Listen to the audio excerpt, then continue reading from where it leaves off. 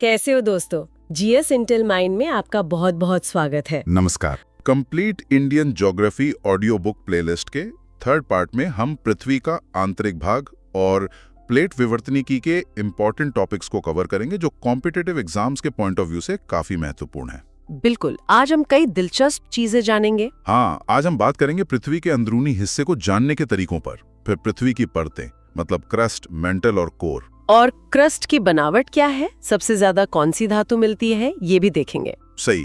फिर वॉल्यूम और मास के हिसाब से इन परतों का क्या प्रतिशत है, पृथ्वी की डिसकंटिन्यूटीज और उन्हें याद रखने की एक मजेदार ट्रिक भी। हाँ, वो ट्रिक जरूरी है। फिर प्लेट टेक्टोनिक्स के सिद्धांत जैसे कन्वेक्शन करंट थ्योरी और प्लेट टेक्टोनिक थ्योरी, इन्हें समझेंगे। और फिर आएगा सबका जाना पहचाना टॉपिक, भूकंप क्या होते हैं, फोकस, एपिसेंटर क्या है, साइस्मिक वेव्स के बारे में भी बात करेंगे। पी वेव्स, एस वेव्स और जो सबसे खतरनाक रुकती हैं, सरफेस वेव्स। भूकंप मापते कैसे हैं, रिख्टर और मर्कली पैमाने क्या हैं, और ये साइज्मिक शैडो जोन क्यों बनता है। इसके अलावा भूकंप कितने तरह के होते हैं और उनके असर कितने भयानक हो सकते हैं, जैसे सुनामी। हाँ, और भारत के भूकंपीय क्षेत्र, जानवरों का अजीब बर्ताव, दुनिया को शेप देने वाली टेक्टोनिक प्लेट्स, उनके किनारे मतलब डाइवर्जन, कन्वर्जन, ट्रांसफॉर्म बाउंड्रीज, और आखिर में वो दहकती हुई रिंग ऑफ फायर। बिल्कुल। तो करने को बहुत कुछ है, तो चलिए शुरू करते हैं। चलिए। तो सबसे पहला सवाल यही उठता है कि हमें पता कैसे चलता है कि भाई हमारी पृथ्वी अंदर से दिखती कैसी है, मतलब अंदर झांक तो सकते नहीं। सही बात है। तो इसके लिए हमारे पास दो तरह के स्रोत हैं, एक डायरेक्ट यानी प्रत्यक्ष और दूसरे इनडायरेक्ट यानी अप्रत्यक्ष। अच्छा, डायरेक्ट मतलब जिन्हें हम सीधे देख या छू सकते हैं। हाँ बिल्कुल, जैसे हम खदान खोदते हैं, माइनिंग करते हैं, तो वहां से जो चट्टानें निकलती हैं वो डायरेक्ट सोर्स हैं। या फिर जब ज्वालामुखी फटता है तो उससे जो गर्म लावा या मैग्मा बाहर आता है, उसकी स्टडी करके भी हमें अंदर के मटेरियल का पता चलता है।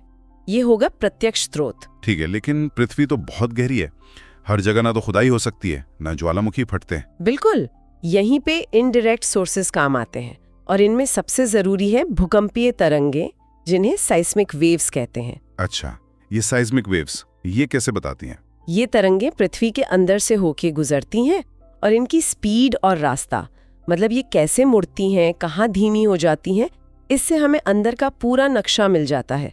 पता लग जाता है कौन सी परत ठोस है, कौन सी पिघली हुई है या कितनी घनी है। ये एक तरह से पृथ्वी का एक्सरे है। वाह, एक्सरे जैसा। और क्या है इनडायरेक्ट सोर्सेज में? तापमान, जैसे जैसे हम पृथ्वी में गहरे जाते हैं तापमान बढ़ता जाता है, ये भी एक इशारा है। और एक और दिलचस्प चीज है, उल्कापिंड यानी मीटेओरॉइड्स जो अंतरिक्ष से गिरते हैं। उल्कापिंड, उनका क्या लेना देना? माना जाता है कि ये उसी मटेरियल से बने हैं जिससे हमारी पृथ्वी का कोर बना है, तो इनकी स्टडी करके हम कोर के बारे में अंदाजा लगा सकते हैं। अच्छा, ये तो बढ़िया तरीका है। मतलब तापमान और उल्कापिंड भी अहम है। दबाव का स्रोत में जिक्र नहीं है, पर तापमान तो है ही। हाँ, तापमान एक महत्वपूर्ण अप्रत्यक्ष स्रोत है। चलिए अब पृथ्वी की परतों को समझते हैं। जैसे प्याज में परतें होती हैं, वैसे ही पृथ्वी में भी है ना? हाँ बिल्कुल, मोटे तौर पर 3 मुख्य परतें हैं। सबसे ऊपर वाली पतली सी परत है भूपर्पती यानी क्रस्ट, जिस पर हम रहते हैं। हाँ वही। उसके नीचे का जो मोटा हिस्सा है वो है मैंटल, और एकदम सेंटर में दिल में है कोर। ठीक है, तो पहले क्रस्ट की बात करते हैं। ये सबसे बाहर वाली परत है। हाँ, सबसे बाहरी, ठंडी और ठोस परत। ये भी 2 तरह की होती है, एक महाद्वीपीय यानी कॉन्टिनेंटल और दूसरी महासागरीय ओशियानिक। इनमें क्या फर्क है? कॉन्टिनेंटल क्रस्ट वो है जिससे महाद्वीप यानी हमारे कॉन्टिनेंट्स बने हैं। ये ज्यादा मोटी होती है, करीब 30 किलोमीटर। अच्छा। और ग्रेनाइट जैसी हल्की चट्टानों से बनी है। अच्छा। और ओशियानिक क्रस्ट वो समुद्र के नीचे होती है? वो समंदर के नीचे होती है। ये पतली होती है, सिर्फ 5 किलोमीटर के आसपास, लेकिन ये ज्यादा भारी, ज्यादा डेंस होती है और बेसाल्ट चट्टानों से बनी होती है। तो मोटी और हल्की कॉन्टिनेंटल, पतली और भारी ओशियानिक। ठीक है, अब ये क्रस्ट बनी किस चीज से, मतलब कौन से तत्व ज्यादा हैं इसमें? इसमें सबसे ज्यादा है ऑक्सीजन, करीब 47%। उसके बाद सिलिकॉन लगभग 28%। ऑक्सीजन वो तो गैस है। हाँ, लेकिन ये चट्टानों में दूसरे एलिमेंट्स के साथ जुड़ी हुई होती है, ऑक्साइड्स और सिलिकेट्स के रूप में। अच्छा। तो ऑक्सीजन 47%, सिलिकॉन 28%, और फिर आता है एल्यूमिनियम 8%, लोहा 5%, कैल्शियम 3.6%, सोडियम 2.8%, पोटेशियम 2.6% और मैग्नीशियम 2%। ठीक है। अब यहाँ एक बहुत जरूरी सवाल आता है एग्जाम्स के लिए। क्रस्ट में सबसे ज्यादा मात्रा में पाया जाने वाला तत्व तो ऑक्सीजन हो गया, बिल्कुल। लेकिन सबसे ज्यादा मात्रा में पाई जाने वाली धातु यानी मेटल कौन सी है? वो है एल्यूमिनियम। ये बहुत बार पूछा जाता है, तत्व ऑक्सीजन पर धातु एल्यूमिनियम। हाँ, ये पॉइंट एकदम नोट करने वाला है। एल्यूमिनियम 8.1%। सही। क्रस्ट के नीचे फिर क्या आता है? मेंटल। हाँ, मैंटल। ये बीच की बहुत मोटी परत है, करीब 2900 किलोमीटर मोटी। बाप रे। 2900 किलोमीटर। ये किससे बनी है? ये मुख्य रूप से सिलिकॉन और मैग्नीशियम से बनी है, इसीलिए इसे शॉर्ट में सीमा परत भी कह देते हैं। सी से सिलिकॉन, मा से मैग्नीशियम। अच्छा, सीमा। जैसे क्रस्ट को सियाल कहते हैं क्या? सिलिकॉन और एल्यूमिनियम? हाँ, कॉन्टिनेंटल क्रस्ट के लिए सियाल शब्द भी इस्तेमाल होता है, क्योंकि उसमें ये ज्यादा होते हैं। ओशनिक क्रस्ट ज्यादातर सीमा ही होती है। ठीक है। तो मेंटल 2900 किलोमीटर मोटी सीमा परत, इसके भी हिस्से हैं? हाँ, इसे भी दो हिस्सों में बांटते हैं, अपर मैंटल और लोअर मैंटल। और अपर मैंटल में एक बहुत ही खास जोन है, दुर्बलता मंडल यानी एस्थीनोस्फीयर। एस्थीनोस्फीयर, ये कैसा नाम है? क्या है ये? ये परत बड़ी मजेदार है। ये पूरी तरह ठोस नहीं है, बल्कि अर्ध ठोस या प्लास्टिक जैसी है। मतलब जैसे गाढ़ा शहद होता है ना, या पिघलती हुई प्लास्टिक, वैसी। अच्छा, तो ये बह सकती है? हाँ, ये कमजोर, मैकेनिकली वीक और तन्य है, डक्टाइल, मतलब धीरे धीरे बह सकती है। और मजे की बात यह है कि हमारी जो कठोर प्लेटें हैं, जिन्हें हम लिथोस्फेरिक प्लेट्स कहते हैं, वो इसी एस्थीनोस्फीयर के ऊपर तैर रही हैं। ओह, तो ये प्लेटें इसी पिघली हुई परत पर तैर रही हैं। अब ये लिथोस्फीयर क्या चीज है? लिथोस्फीयर मतलब पत्थर का गोला। ये क्रस्ट और मेंटल का सबसे ऊपर वाला कठोर ठंडा हिस्सा मिलाकर बनता है। इसकी मोटाई करीब 10 से 200 किलोमीटर तक होती है। तो मतलब क्रस्ट प्लस अपर मैंटल का सॉलिड हिस्सा इज इक्वल टू लिथोस्फीयर। बिल्कुल। और ये ध्यान रखना जरूरी है कि एस्थेनोस्फीयर लिथोस्फीयर का हिस्सा नहीं है, वो लिथोस्फीयर के ठीक नीचे है। समझ गया। और ज्वालामुखी का लावा कहाँ से आता है फिर? इसी एस्थेनोस्फीयर से। यही पिघली हुई चट्टानें मैग्मा या लावा का मुख्य स्रोत हैं। ठीक है, क्रस्ट हो गया, मैंटल हो गया, अब सबसे अंदर क्या है? कोर। हाँ, एकदम सेंटर में है कोर। ये सबसे भीतरी परत है और ये बनी है मुख्य रूप से निकल और लोहे से। निकल और लोहा। तो क्या इसे भी कोई शॉर्ट नाम देते हैं? हाँ, इसे नाइफे परत कहते हैं। नाइफ है? नाइस से निकल और Fe लोहे का केमिकल सिंबल है। अच्छा, नाइफे कोर। इसके भी हिस्से हैं? हाँ, कोर के भी दो हिस्से हैं, बाहरी कोर और आंतरिक कोर। इनमें क्या फर्क है? बाहरी कोर मजेदार है क्योंकि वो तरल अवस्था में है, मतलब लिक्विड है। लिक्विड इतनी अंदर? हाँ, और स्रोत के हिसाब से इसकी मोटाई करीब 1300 किलोमीटर है। थोड़ा रुककर, इसी तरल बाहरी कोर के घूमने की वजह से हमारी पृथ्वी का चुंबकीय क्षेत्र मैग्नेटिक फील्ड बनता है।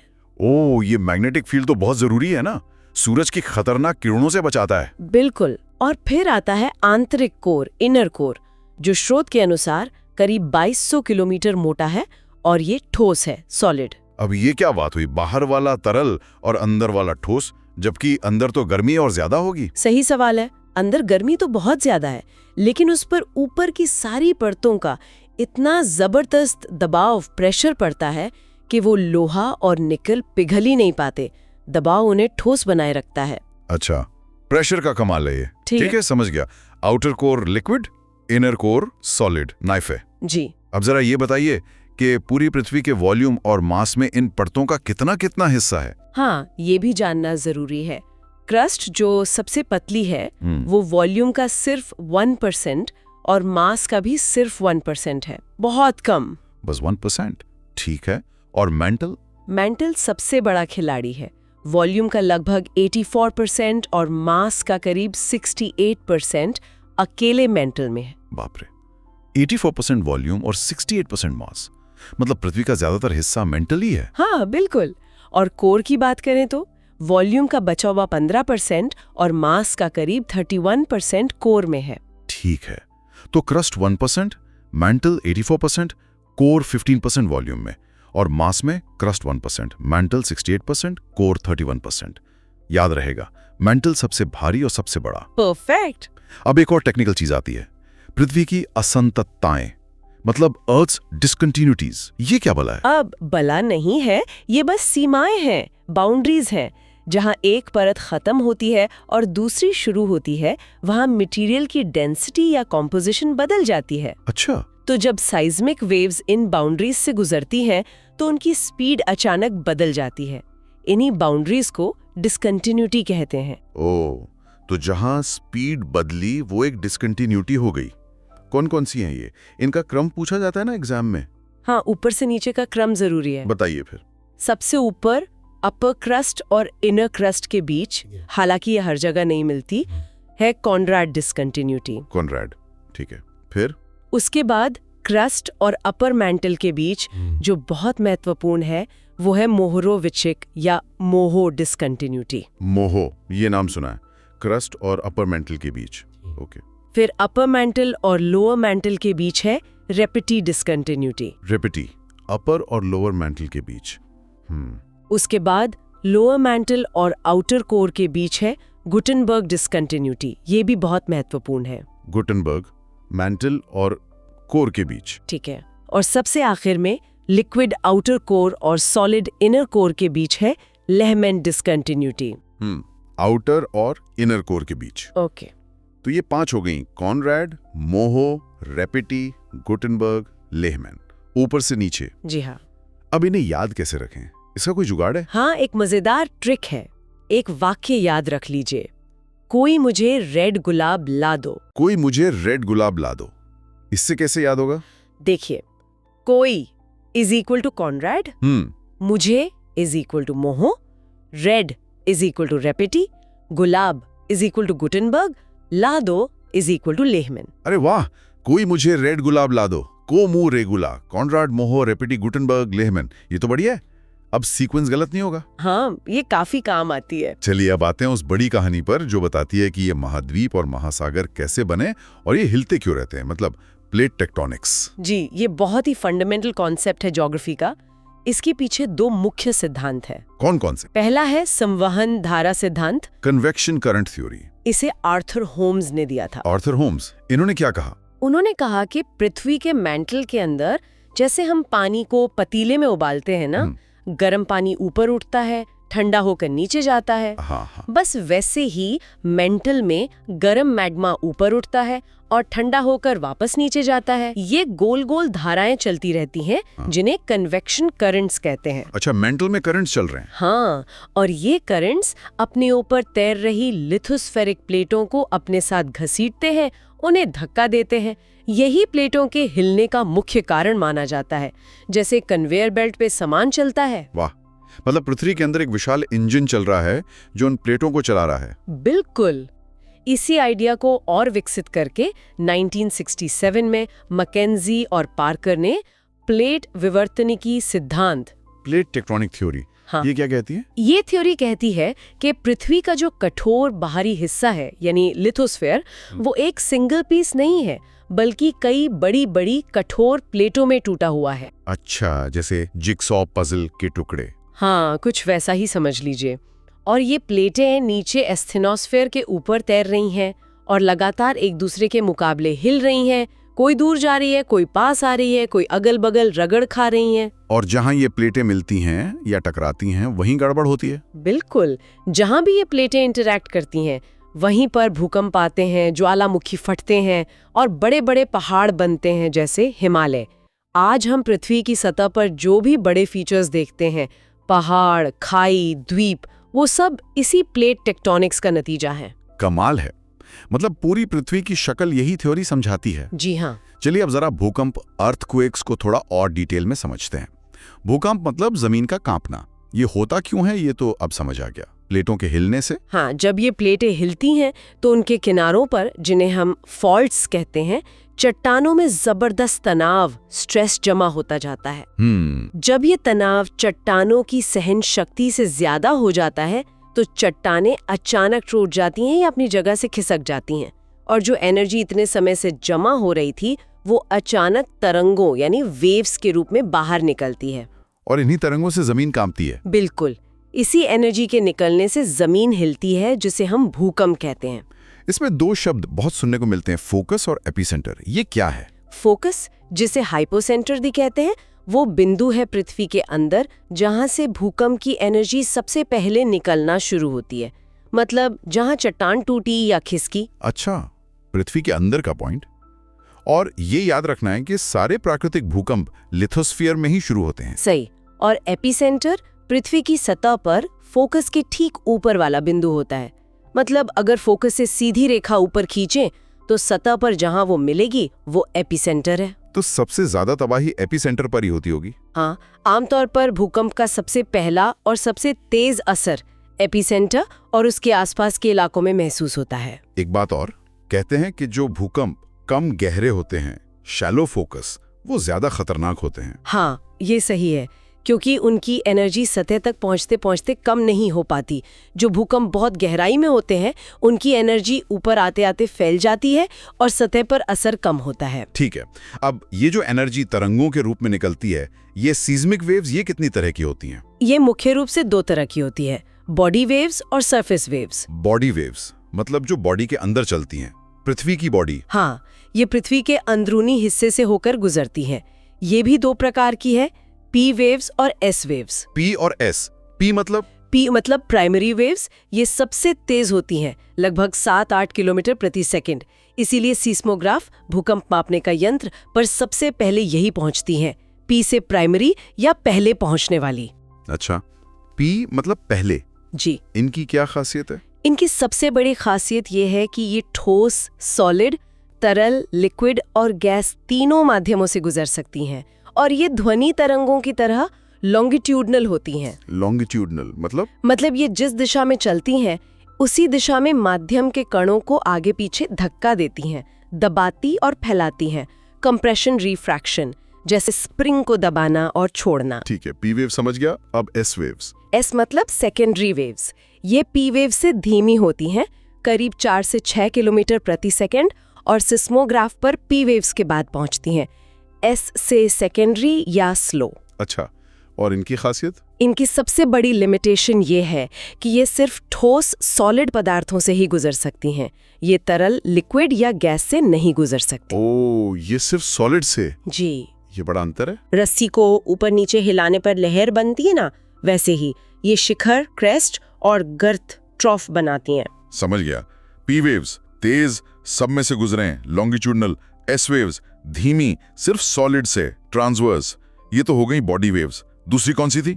Surface waves. सरफेस माने सतह पर चलने वाली। हाँ, जब बॉडी वेव्स पी और एस पृथ्वी की सतह पर पहुंचती हैं और सतह की चट्टानों से टकराती हैं तो वो सरफेस वेव्स पैदा करती हैं। ये पृथ्वी की सतह के साथ साथ चलती हैं। ये कैसी होती हैं? तेज या धीमी? खतरनाक? ये बॉडी वेव्स से भी धीमी होती हैं, सिस्मोग्राफ पर सबसे आखिर में आती हैं, लेकिन ये सबसे ज्यादा विनाशकारी, मोस्ट डिस्ट्रक्टिव होती हैं। सबसे धीमी पर सबसे खतरनाक, ऐसा क्यों? क्योंकि इनका एम्पलीट्यूड यानी कंपन का दायरा, ऊंचाई बहुत ज्यादा होता है और ये ज्यादा देर तक जमीन को हिलाती रहती हैं।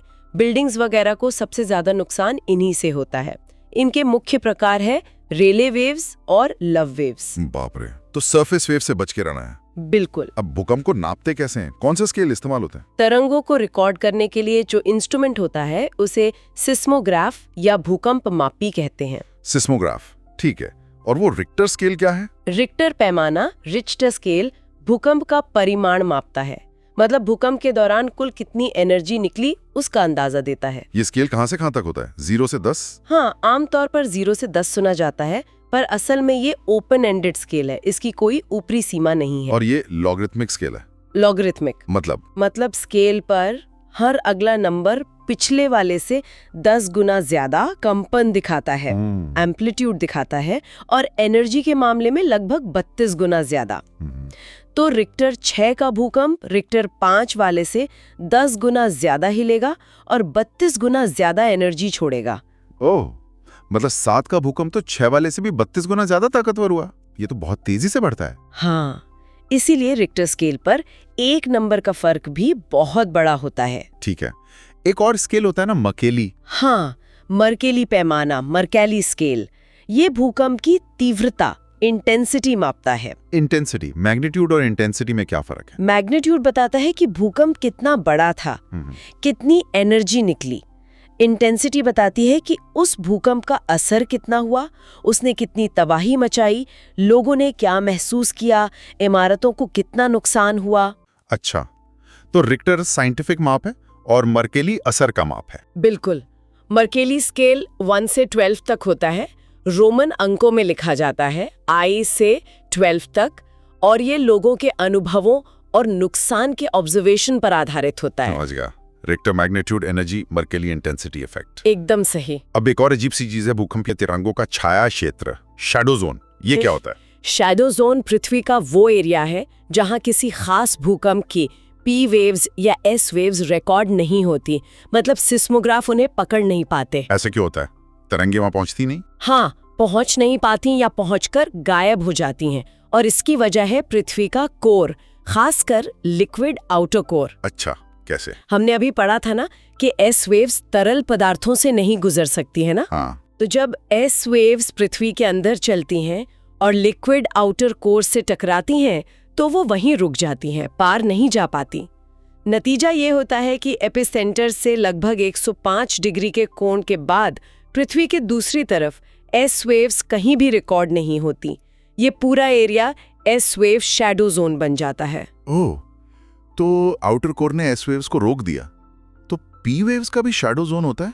वो तो लिक्विड से गुजर सकती हैं। हाँ, पी वेव्स गुजर तो जाती हैं, लेकिन जब वो लिक्विड आउटर कोर में घुसती हैं तो उनकी स्पीड कम हो जाती है और उनका रास्ता बदल जाता है, वो मुड़ जाती हैं। रिफ्रैक्ट? हाँ। अच्छा, रास्ता बदल लेती हैं। हाँ, इस मुड़ने की वजह से एपिसेंटर से 105 डिग्री और 145 डिग्री के बीच पृथ्वी की सतह पर एक रिंग जैसा एरिया बन जाता है, जहां सीधी पी वेव्स नहीं पहुंच पाती। कुछ मुड़ी हुई पहुंचती हैं पर सीधी नहीं। इसे पी वेव शैडो जोन कहते हैं, डिग्री का बैंड।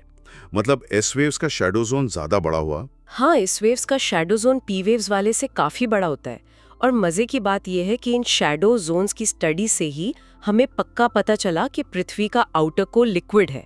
वाह, मतलब इन तरंगों ने ही कोर का राज खोला। बिल्कुल। अब भूकंप भी अलग अलग तरह के होते हैं क्या, या सब एक जैसे ही होते हैं? नहीं, उनके आने के कारण के आधार पर उन्हें अलग अलग प्रकारों में बांटा जाता है। जैसे? सबसे आम है विवर्तनिक भूकंप, टेक्टोनिक अर्थक्वेक्स। ये वही हैं जो प्लेटों के हिलने और फॉल्स के खिसकने से आते हैं। ज्यादातर भूकंप इसी तरह के होते हैं। ठीक है, टेक्टोनिक। और फिर है ज्वालामुखी भूकंप, वोल्केनिक अर्थक्वेक्स। ये ज्वालामुखी फटने से पहले, फटने के दौरान या उसके बाद आते हैं, मैग्मा की हलचल के कारण। अच्छा, तीसरा? निपात भूकंप, कोलैप्स अर्थक्वेक्स। ये छोटे होते हैं और ज्यादातर माइनिंग वाले इलाकों में आते हैं, जब खदानों की छत वगैरह अंदर धंस जाती है। कोलैप्स मतलब धंसना। जी। ठीक है। और विस्फोटक भूकंप, एक्सप्लोजन अर्थक्वेक्स। ये किसी बड़े धमाके जैसे परमाणु बम या बड़े केमिकल विस्फोट के कारण जमीन में कंपन से होते हैं। और एक और सुना था मैंने, डैम बनाने से भी आते हैं। हाँ, वो कहलाते जलाशय प्रेरित भूकंप, रेजर्वॉयर इंड्यूस्ड साइस्मिसिटी। जब बड़े बड़े बांध बनाए जाते हैं तो उनके पीछे भारी मात्रा में पानी जमा हो जाता है। इस पानी के वजन और दबाव से नीचे की जमीन पर असर पड़ता है, फॉल्ट्स एक्टिवेट हो सकते हैं और भूकंप आ सकते हैं। ये मानव जनित भूकंप का उदाहरण है। ओह, ये तो सोचने वाली बात है, डैम बनाने से भी भूकंप आ सकता है। जी हाँ, ऐसा देखा गया है। अब भूकंप के प्रभाव क्या क्या हो सकते हैं, जमीन हिलने के अलावा? प्रभाव बहुत भयानक हो सकते हैं। जैसे? सबसे खतरनाक प्रभावों में से एक है सुनामी। यह जापानी शब्द है जिसका मतलब होता है बंदरगाह की लहरें। Harbour wave. ये कैसे आती है? अगर भूकंप समुद्र के नीचे आता है और समुद्र का तल अचानक ऊपर उठता या नीचे धंसता है, तो वो पानी में विशाल लहरें पैदा कर देता है। ये लहरें जब किनारों पर पहुंचती हैं तो बहुत ऊंची होकर भयानक तबाही मचाती है। 2004 की हिंद महासागर सुनामी एक दुखद उदाहरण है। हाँ, वो तो भयानक थी। और क्या असर होते हैं? भूस्खलन हो सकते हैं और हिमस्खलन हो सकते हैं, खासकर पहाड़ी इलाकों में।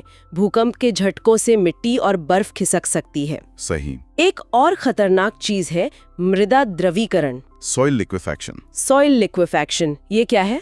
इसमें भूकंप के कंपन से गीली रेतीली मिट्टी पानी जैसी बन जाती है और अपनी ताकत खो देती है, मतलब वो कीचड़ जैसी हो जाती है। फिर उस पर बनी इमारतें धंस सकती हैं या टेढ़ी हो सकती हैं। अरे बाप रे, जमीनी दलदल बन जाती है। हाँ, कुछ ऐसा ही।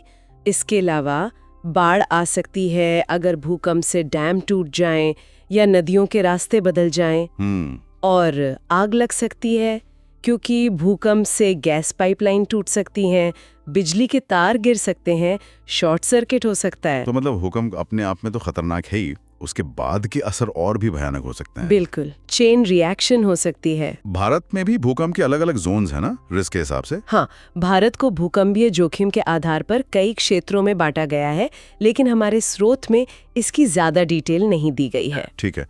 एक और बात, जानवरों के बारे में। कहते हैं उन्हें भूकंप का पहले पता चल जाता है। हाँ, ये बात सदियों से लोग कहते आए हैं और कई बार देखी भी गई है। भूकंप आने से कुछ समय पहले कुत्ते, बिल्ली, गाय, हाथी, पक्षी, यहाँ तक कि सांप और मेंढक भी अजीब व्यवहार करने लगते हैं। ऐसा क्यों होता होगा? होने वाली हल्की गैसों को सूंघ लेते हों या पृथ्वी के इलेक्ट्रोमैग्नेटिक फील्ड में होने वाले बदलावों को महसूस कर लेते हों या फिर वो इंफ्रासाउंड सुन लेते हों। बहुत धीमी आवाज की तरंगें जो भूकंप से पहले निकलती हैं और जिन्हें हम इंसान नहीं सुन सकते। ये दिलचस्प है। जानवर हमसे ज्यादा सेंसिटिव हैं इस मामले में। लगता तो यही है। चलिए अब वापस प्लेट टेक्टोनिक्स पर आते हैं। हमने जाना कि लिथोस्फीयर इन प्लेटों से बना है। ये कितनी प्लेटें हैं? पूरी पृथ्वी पर मुख्य रूप से 7 बड़ी प्लेटें मानी जाती हैं और इनके अलावा कई छोटी माइनर प्लेटें भी हैं। 7 बड़ी प्लेटें कौन कौन सी हैं? 1 प्रशांत प्लेट, पैसिफिक प्लेट। 2 उत्तरी अमेरिकन प्लेट। 3 Eurasian plate. 4 अफ्रीकी प्लेट। 5 Antarctic plate.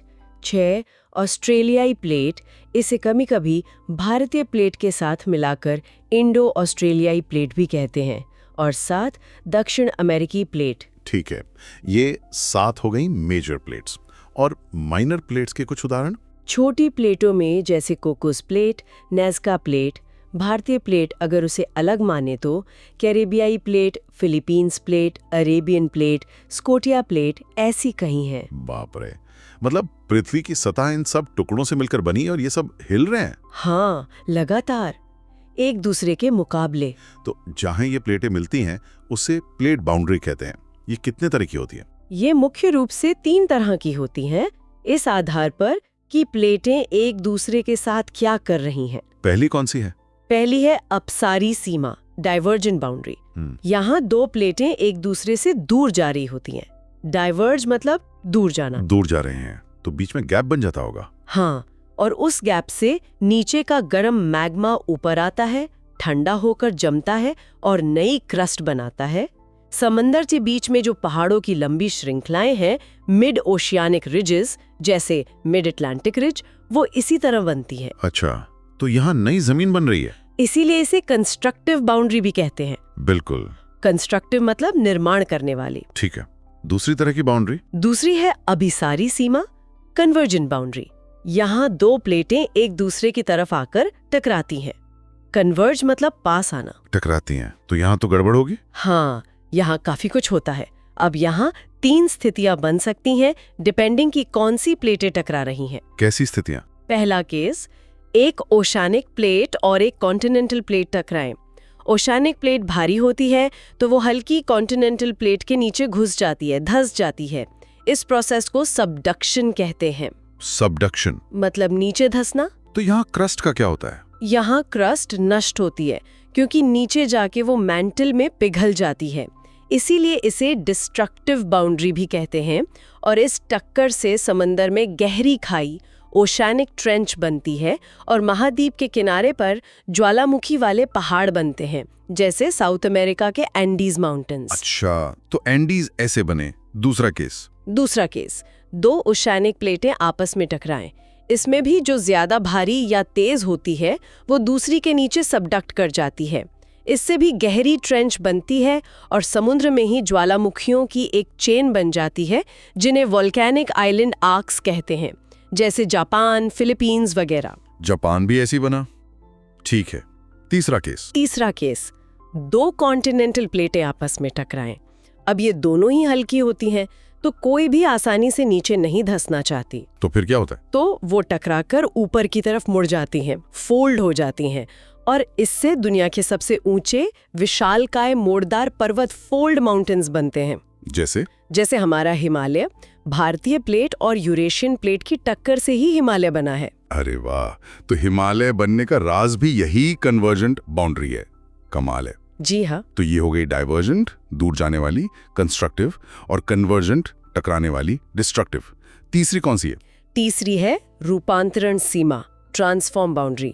यहाँ प्लेटें न तो दूर जाती हैं न टकराती हैं। तो फिर क्या करती हैं? वो एक दूसरे के बगल से रगड़ती हुई खिसकती हैं, हॉरिजॉन्टली, जैसे 2 गाड़ियां अगल बगल से रगड़ खाती हुई निकल जाएं। अच्छा, साइड से रगड़ना। तो यहाँ क्रस्ट बनती है या नष्ट होती है? यहाँ न तो क्रस्ट बनती है न नष्ट होती है, इसीलिए इसे कंजर्वेटिव बाउंड्री, संरक्षी सीमा भी कहते हैं। लेकिन रगड़ खाने से तो कुछ होता होगा? हाँ, इस रगड़ से जबरदस्त तनाव पैदा होता है और बहुत भयानक भूकंप आते हैं। कैलिफोर्निया का सैन एंड्रियास फॉल्ट इसका सबसे फेमस उदाहरण है। ओह, सैन एंड्रियास फॉल्ट। तो वो ट्रांसफॉर्म बाउंड्री है। ठीक है, समझ गया। Divergent, convergent, transform. बिल्कुल। अब एक आखिरी सवाल, ये प्लेटें आखिर चलती क्यों हैं? मतलब इंजन क्या है इनका?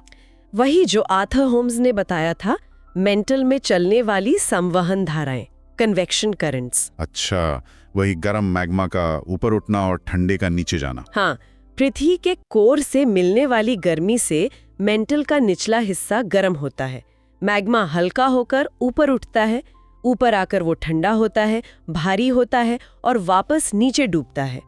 ये जो लगातार चक्र चल रहा है, यही अपने ऊपर तैर रही प्लेटों को अपने साथ घसीटता है, चलाता है। मतलब पृथ्वी के अंदर का ये सर्कुलेशन ही पूरी कहानी चला रहा है। बिल्कुल, यही प्लेट टेक्टोनिक्स का ड्राइविंग फोर्स है। चलिए अब अंत में बात करते हैं आग की अंगूठी यानी रिंग ऑफ फायर की।